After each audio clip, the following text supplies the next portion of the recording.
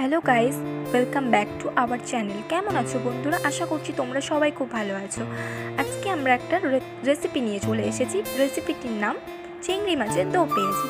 প্রথমে আমরা চিংড়িগুলোকে খুব ভালো করে ছাড়িয়ে ধুয়ে নিলাম, এরপর নুন আর হলুদ মাখিয়ে নিলাম।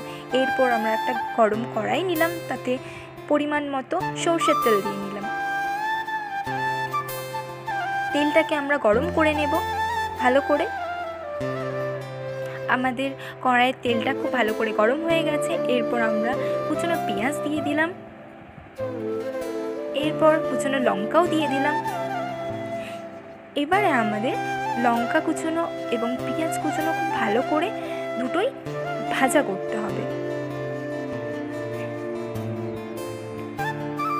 খুব ভালো করে ফ্রাই করে নিয়েছি। এরপর আমরা যে চিংড়িগুলোকে মাখিয়ে রেখেছিলাম সেগুলো দিয়ে দেব।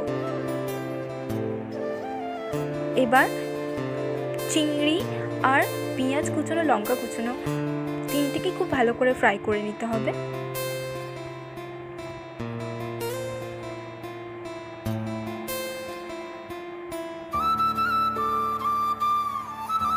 এরপর আমরা একটু সামান্য লঙ্কার গুঁড়ো দিয়ে নিলাম।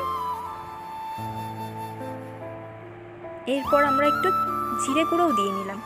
তোমরা চাইলে ধনে গুঁড়োও দিতে পারো, আমরা ধনে গুঁড়ো ব্যবহার করিনি। আমাদের প্রায় হয়েই এসছে রান্নাটা। তোমরাও বাড়িতে ট্রাই করতে পারো বন্ধুরা।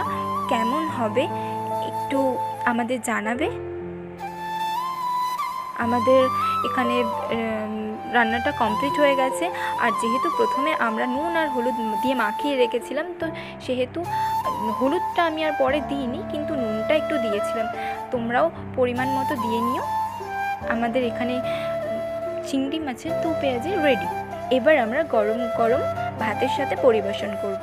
তো সবাই ভালো থেকো, সুস্থ থেকো। আর যারা যারা আমাদের চ্যানেলে নতুন তারা আমাদের চ্যানেলটাকে সাবস্ক্রাইব করে দিও।